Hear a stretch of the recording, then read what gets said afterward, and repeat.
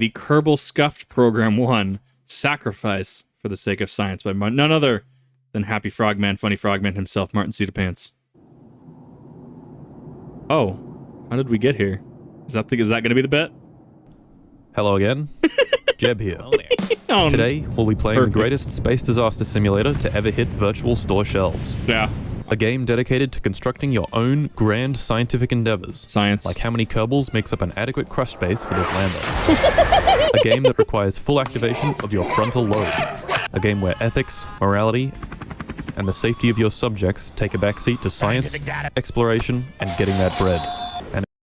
OSHA isn't in space. That's the well, what is Kerbal Space Program as you understand it, Kip? OSHA isn't in space.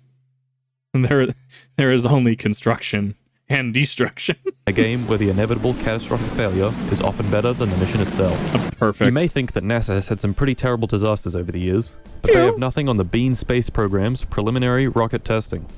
This little guy made some poor decisions with the last remaining fuel, and has just been sitting here on his space chair, all alone, orbiting the sun.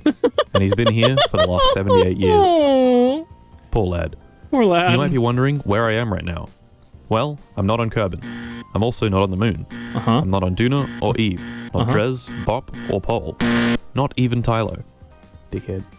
I'm on a planet very, very far away. Oh. A planet orbiting an entirely different star to our own. An exoplanet.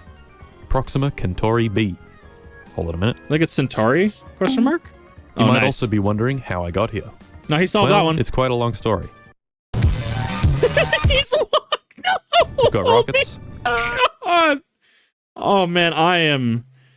Some days I feel decrepit. Some days I feel like I've watched like the world rise and fall, civilizations rise and crumble in the span of just a few years in just the sheer amount of memes and trends. Massive catastrophic explosions. Nice. Intense nuclear radiation. Antimatter containment.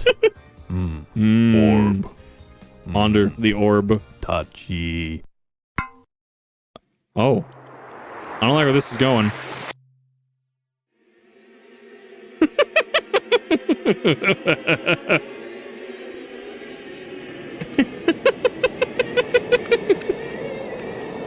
Spicy orb.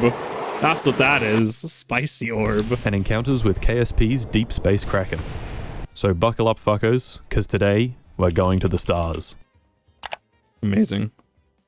But before we begin, some rules. Oh. As you probably know, KSP only has this star, and no real means of getting to any others, which means we'll need to add some mods. I'd like to demonstrate to both my PC and myself the concept of no pain, no gain. Yes. So today we're jamming as many mods as physically possible into the game. How many, you may be asking? Oh no. Well, this many. Oh Lots god. if you're a new player, but really not that many if you're a true blue KSP gamer. Oh my god. Excessive isn't the word. It's really not. That's legendary is what that is. That is that load order. As a side note, I tried desperately to get Realism Overhaul and Real Solar System to work properly with some form of progression to the warp drive, which is the only propulsion system that is actually fun to use for going interstellar distances. This would have made for an interesting challenge, as Earth is about 10 times larger than Kerbin, and much, much harder to orbit. Yeah. What actually happened was I ended up with a horrible, unplayable, covered mess. Annoyingly, the way you're meant to play these mods is with RP1, a modified tech tree and contract system. However, this did not include a path to warp drive technology, so instead I used the community tech tree and hoped it would work. No, it wouldn't. It didn't. Oh. I streamed this horrible, several-hour-long suffering marathon, which ended in me restarting a save once after effectively being soft-locked from the game, Oof. and a second time after being cucked by several engine failures on my first try at an orbital flight. Failure. Did burn time, I guess. Oof. Oh no. I light it immediately. Oh no. It's alright. It's alright, we got a gimbal. Oh, that's God, no. devastating. 15 seconds. Oh. I remember why I don't like this shoot. Because it's just a drogue shoot. It's not an actual parachute. Oh my god. Rough. Oh no. Oh.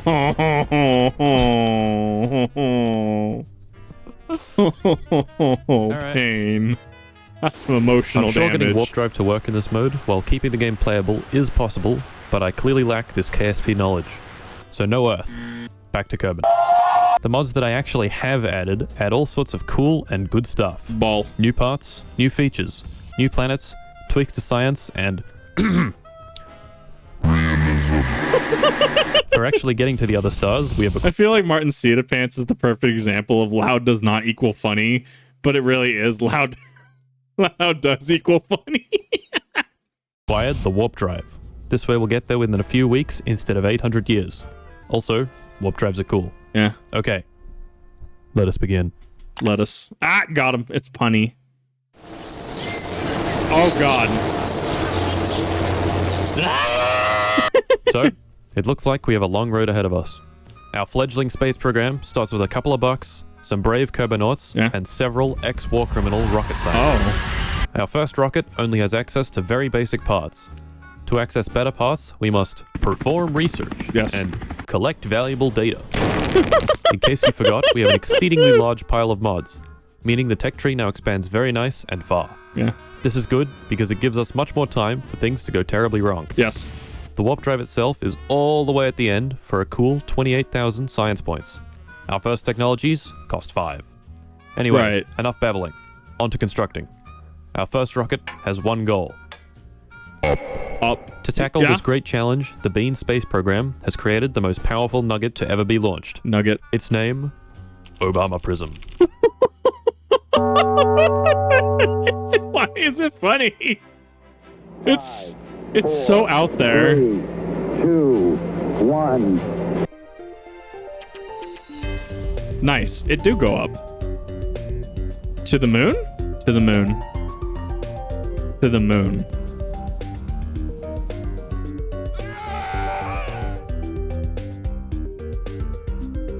Nice.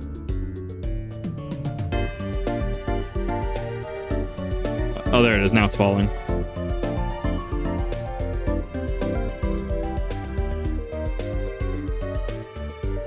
I would consider this successful. Yeah, I would say that's successful. Nice. Very good. Great success. But how? Alright, class. Listen up. Today, we're talking about solid rocket boosters.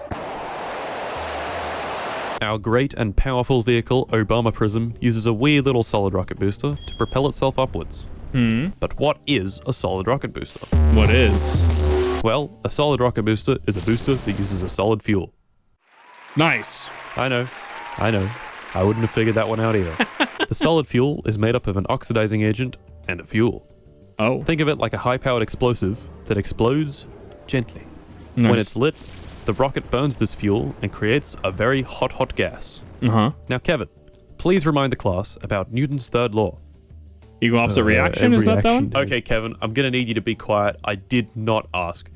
Anyway, Newton at one point was like... the same vibe as, okay, didn't ask though. So good. Like, every action has an equal and opposite reaction. You push, basically, push back. push on something, and the thing pushes back. Yeah. This principle is how literally everything moves. Your car pushes the ground, which pushes back on the car. Yeah. An airplane pushes the air. The air pushes the plane. Simple.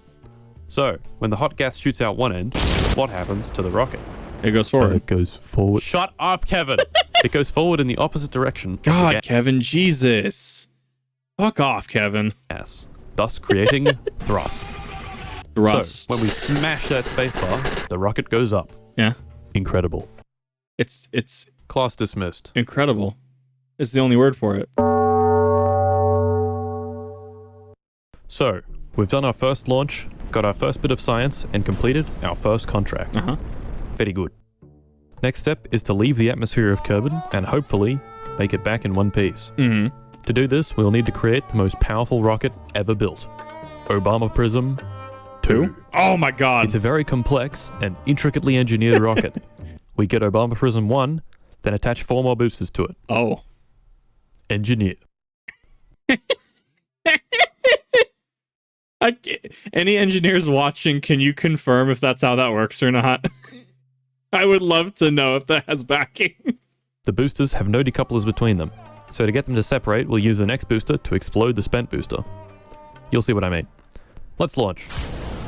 This game is too On our big brain for second me. great journey, we are once again launching our best and bravest pilot, Jeb. He's Jeb. been around since the very beginning, along with Bill and Bob. A true staple of the KSP universe. Jeb is the first Kerbonaut any aspiring program manager launches. He's also the bravest the entire program has to offer, smiling in the face of even the greatest catastrophe, and he's dead. Dead.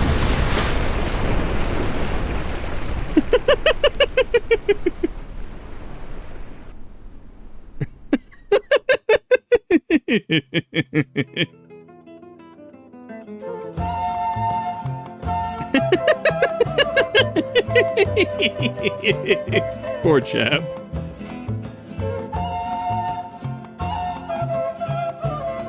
Awful.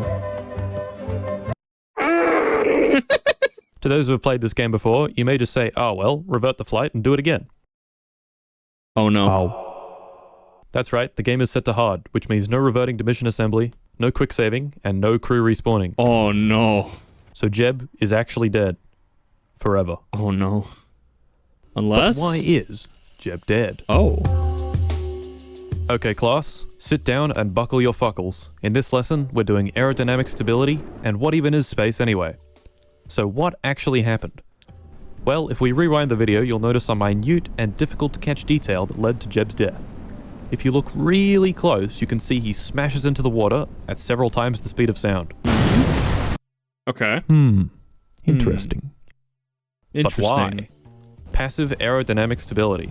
I want you to imagine a dart flying through the air. The dart can only point in one direction, forward. Yeah. If you try throwing a dart backwards, it'll just go and point forwards again.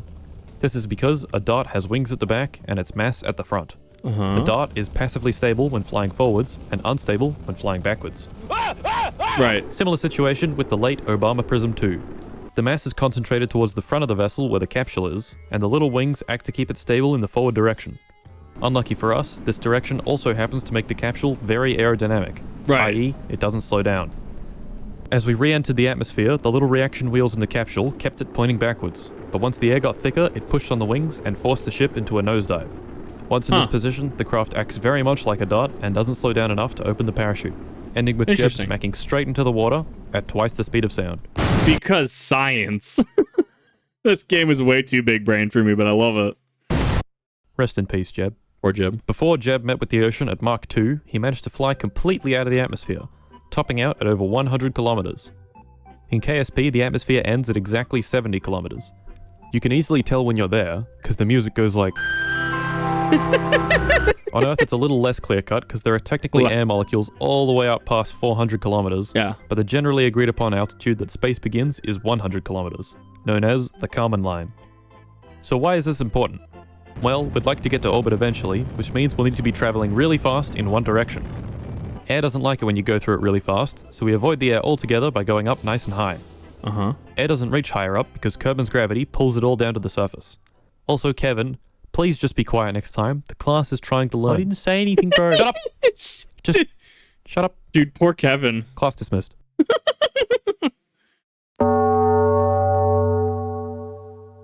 Kevin, the absolute Second launch unit. down. Less successful than the first, but we still made money. Jeb may be dead, but we got that bread. Nice. Next up, we're actually going to invest our research into better parts to avoid our previous mistakes. Our next rocket is even more powerful than Obama Prism 2. Mole. Obama Prism 3? 3. My god. I'll just cut to the chase. Obama Prism 3. Rewatch didn't make confirmed. it. To orbit, that is. Don't worry, Valentina is still alive. For now. Or now. We didn't have enough fuel to reach orbit, so we turned around, ditched the tank, and splashed down in the water. Without exploding. Nice. That's Very the good. improvement. Yeah. We didn't die. Improvement. But we also didn't make it to orbit. Why? Okay, class, keep those fuckles buckled. Today, we're learning basic orbital mechanics, amongst some other things. First off, why do we shoot parts off the rocket? Why not instead just make a long noodly rocket that has all the fuel in a single tank? I'll tell you why. Mass. Mass. When these tanks Effect? are empty, they Mass still effect. contribute mass to the vessel. Hey, psst, hey, Kevin. Shut up. What equation is Newton most famous for? That's right. Force equals mass times acceleration. Oh yeah. If we do some high-level algebra, we can rearrange this and get acceleration is force divided by mass. My When God. the mass is lower, the acceleration is higher. Yeah. Thus, eliminating excess mass makes you go faster. I mean, I was gonna say drag, but that is probably the stupid bitch casual way of fucking. Because if you have more rocket, it's gonna drag more, and thus it's not gonna be able to go as fast.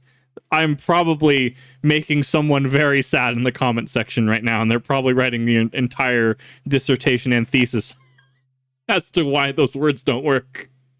But I love it. Very nice. Nice. After ditching our first 3 solid rocket booster stages, we get this special engine on our last stage. Uh-huh. This is a liquid-fueled engine. Instead of burning a solid propellant, it mixes fuel and oxidizer inside the engine to create the hot gas. Hot. Liquid engines are much more efficient than solid boosters and can be throttled and even turned off. Oh yeah, I forgot to mention, solid boosters can't be turned off. Once you start them, they go. Yeah. And go. And go. And go. Dead. Liquid-fueled engines are pretty cool, but they come with a price. Literally. Yeah. Just the engine, without the fuel on this rocket, costs as much as all 3 of the solid rocket boosters combined. Yeah. Well, you pay So for the solid quality. boosters make economical sense for sections that don't need the greatest efficiency. Now, of course, the elephant in the room. No, Okay. not that elephant. He's Oh. purely ornamental. Yeah, Our he is. failure to reach orbit. Gravity. Gravity Dude, pulls you, it. you ever just like walk into class in like college, just the elephant in the room? Like, does he even pay tuition? No, that's my question. Like, is he on scholarship? Like, what's happening? All objects with mass. Our spacecraft has mass, thus it is subject to gravity. As is Dark Souls, yeah. Gravity pulls with a force depending on how far away from the body you are. If the mass and distance are kept constant, the force is also kept constant. Meaning, if you can generate enough force in the opposite direction, you can fly. Now, of course, there Yeah. are many ways to... Dude, really? You're just gonna fucking stand there? Come on, dude. Get out of here. He's just like that. As I was saying, there are many ways to generate force. Uh-huh. Wings, brakes, engines, parachutes, magnets, electric fields, mass, just straight up pushing on shit. Nice. You get the idea. Perfect. But today we want to look at centripetal and centrifugal forces. Mm. Both of these forces exist when something is rotating. Well, technically centrifugal force doesn't actually exist, but I'll leave that as an exercise for you to explain. I hate it. Answer in the comments. Yeah. Answer, Do it Kevin. now. The common example is a ball on the end of a string. Centripetal force is the force that the string exerts on the ball, while centrifugal force is the force that the ball experiences in the opposite direction. Now, I know one of these applies to centrifuges, like Dead Space, the centrifuge. It's been way too long since I've been in science class. I'm not brushed up on it though. does this relate to Obama Prism 3? Well, as you probably have experienced, Is it slingshot the it? faster you spin a ball in a string, the harder it pulls away from you. This means that our imaginary centrifugal force is increasing. Once it goes past the force generated by gravity, we achieve orbit. But we didn't do that, so on to... Obama Prism 4? For this mission, we're going with a complete redesign. We've ditched the Obama Prism Nomenclature? nomenclature. Yeah. We've ditched Obama Prism and moved on to casting couch. No! Or you... It's got thicker thighs and more rocket juice for the liquid stage. Please, Hopefully this time- it just gets worse the more he explains it scientifically after that name. It just gets worse. We'll reach orbit. Oh God. Let's launch. Do not reach orbit. Oh.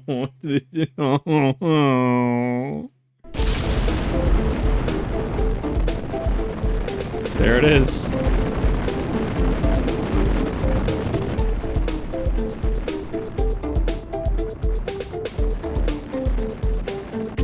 I hate it.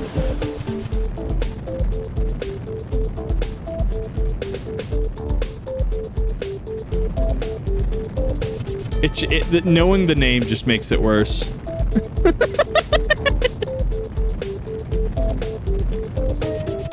This music is blowing my mind. And would you look at that? Tickles An your actual brain. orbit. Nice. We've done it, lads. Hell yeah. We'll be at Proxima Centauri in no time. But we're just about out of fuel, so we'll deorbit.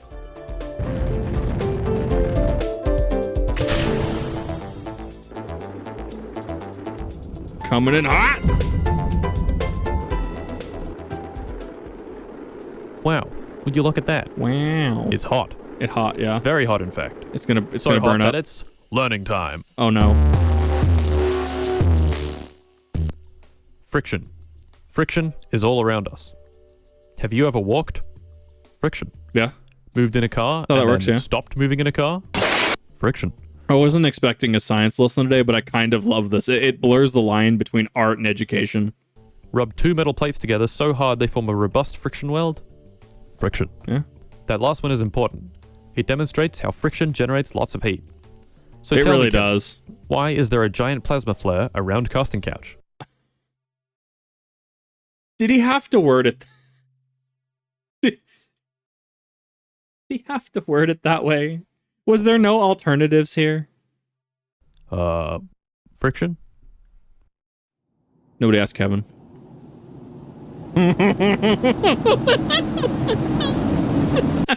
Yes. In case you didn't realize, our craft is moving really, really fast. Over 2,000 meters per second, in fact, which translates to roughly 32,927 Big Macs stacked vertically every single second. I really hate it. Now I want a Big Mac. Damn it. Thanks, MartinCitoPants. Quick. As you can imagine, this means we have lots of kinetic energy.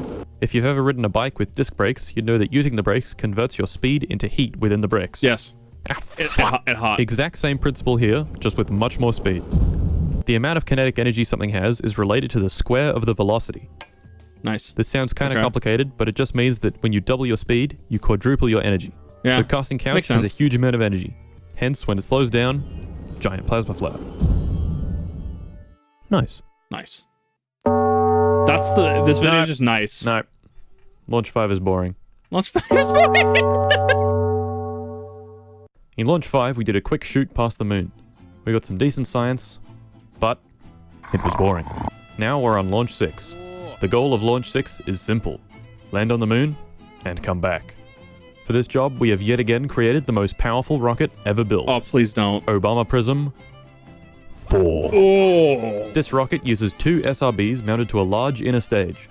The upper stage has a special liquid engine and Right. a lot of fuel for it to drink. Okay. Makes sense. Let's launch. Yeah, so it's gonna do it in stages.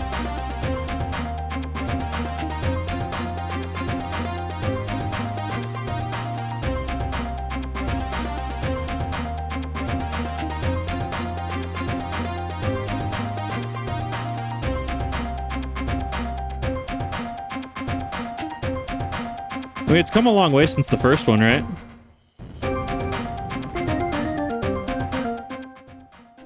Orbit achieved, but we keep going.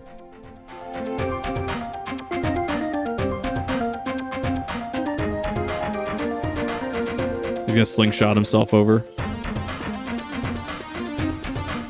There's so much science that goes into this. So much math, I'd argue, too.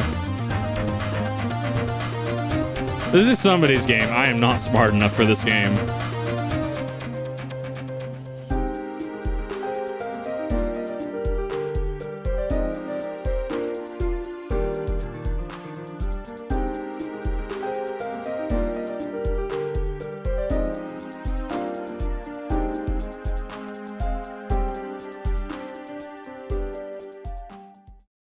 Ladies and gentlemen, we've done it. We don't. Perfect. Valentina hops out the pod and plants our first extraterrestrial flag. Stick. What do we say in this great and profound moment? Chungoid. Do we honor the engineers and scientists that brought us here? Boat. Do we honor the late Obama Prism 2 and Jeb? Do we thank our pet goldfish for giving us the strength to continue when we needed it most? Yes. No. Instead, we carefully inscribed the plaque with pee-pee, poo-poo, cum. Astounding. That's perfection. Mwah. Chef's kiss.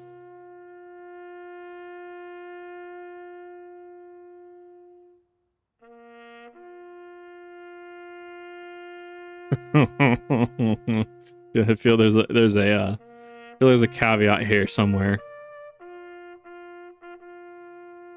There's a caveat here. Where is it? What is it? Okay, I'm bored. Yeah. Let's go home.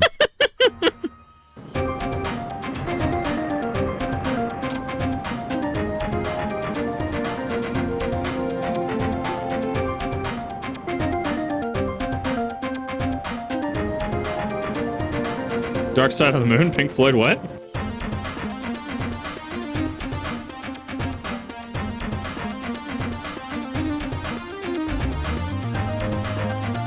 It's zooming.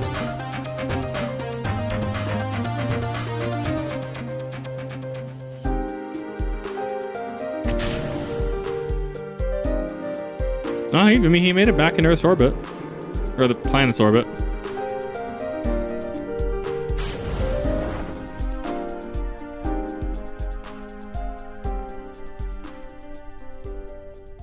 Sploosh. Tan.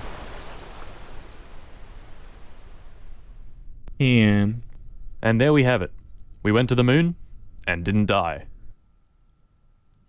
But how? Nope, that's enough. I would do the next lesson, but it looks like we're out of time. And more importantly, I'm getting a little sick of it. So it looks like we'll have to wait for next episode.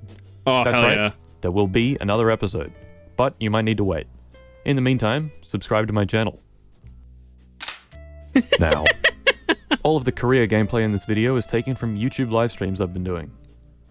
This video only covered what happened in my first stream. As of recording, I've actually done 4, but to be perfectly honest, they're basically the same as the first one. If you desperately need to watch them, they can all be found in the KSP stream section on the Discord. Perfect. The next streams I do will involve other planets and going to them, so stay posted for that. I'll also be doing KSP weapons development streams, where you can send in your crafts and I'll have them fight each other. If this sounds interesting to you, join the Discord.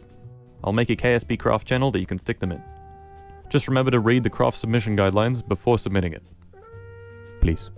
Yeah. Makes If sense. this doesn't sound interesting to you, join the Discord anyway. So that does it. KSP, Part the 1. best space game. Join my Discord, watch my piss-covered streams, and contribute to the downfall of civilized society as we know it. It's too good. It's so good. I absolutely loved this. This was... It's so good. I love it. MartinCitoPants has way bigger science brain than I do. And watching him do stuff, it's been so good to see him just get larger, especially recently with the Minecraft videos. It's been so good to see where he's been and where he is now. And I absolutely love his content. I really just want to say how much I enjoy these videos. And if you do enjoy these videos, I definitely recommend going checking them out. And I'm going to be going back to some of the older videos, make sure I can tune them up a little bit, make sure they get the quality that they deserve. This was nothing short of perfect. Thank you, MartinCitoPants.